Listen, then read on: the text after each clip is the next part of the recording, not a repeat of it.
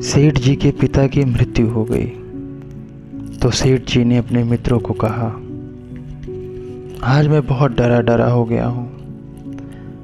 तब तक तो सेठ जी की उम्र भी 60 के पार हो चुकी थी। मित्रों ने कहा, डरे डरे हो गए हो, इसका क्या मतलब है? सेठ जी ने कहा, आज पिता साथ नहीं है। हालांकि वर्षों से हम साथ नहीं थे। पिता अपने गांव पर थे, मैं यहाँ था, लेकिन फिर भी पिता थे तो मैं बच्चा था। एक भरोसा था, कोई आगे है।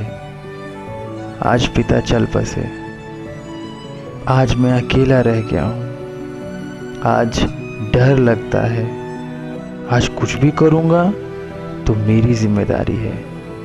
आज कुछ भी करूँगा तो भूल चूक मेरी है। आज कोई डांटने समझाने वाला नहीं है। आज कोई चिंता करने वाला नहीं है।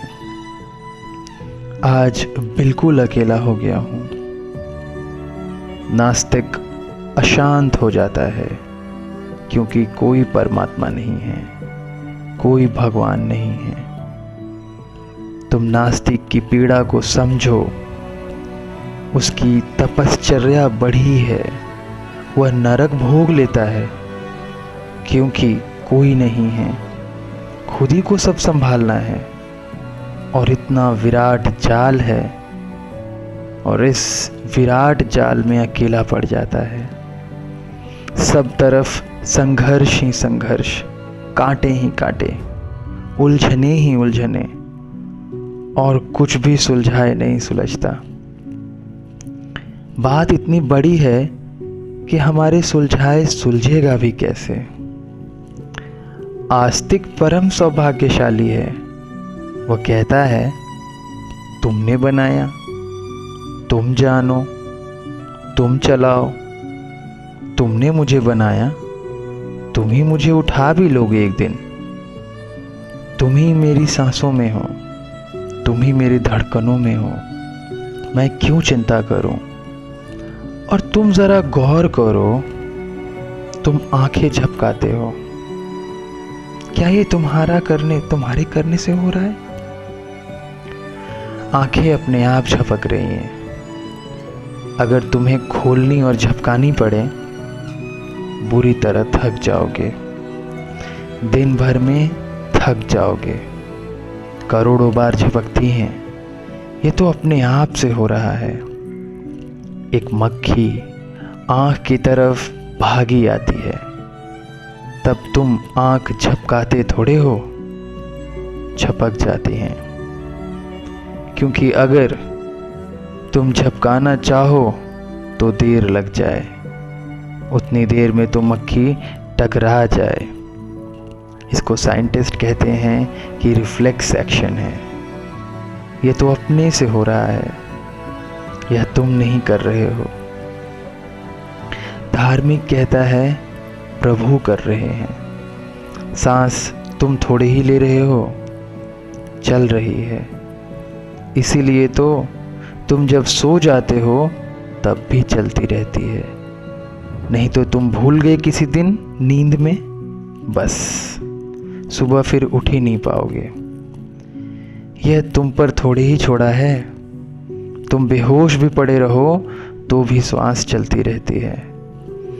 जीवन का जो भी महत्वपूर्ण है, जो भी इम्पोर्टेंट है, तुम पर कहाँ छोड़ा है? जन्म तुमसे पूछा था क्या कि लेना चाहते हो? जवानी तुमसे पूछी थी क्या कि अब जवान होने की इच्छा है या नहीं? ना। जन्म हुआ, बचपन हुआ, जवानी आई, हजारों इच्छाएं, हजार वासनाएं उठी। तुमसे किसी ने पूछा कि चाहते भी हो या नहीं? फिर भी सब हुआ। बुढ़ापा आने लगा, मौत आने लगी, मौत भी आ जाएगी। सब हो रहा है। इस होने में काश तुम अपने आप को बीच में ना डालो, तो कैसी अपूर्व शांति ना फैल जाए।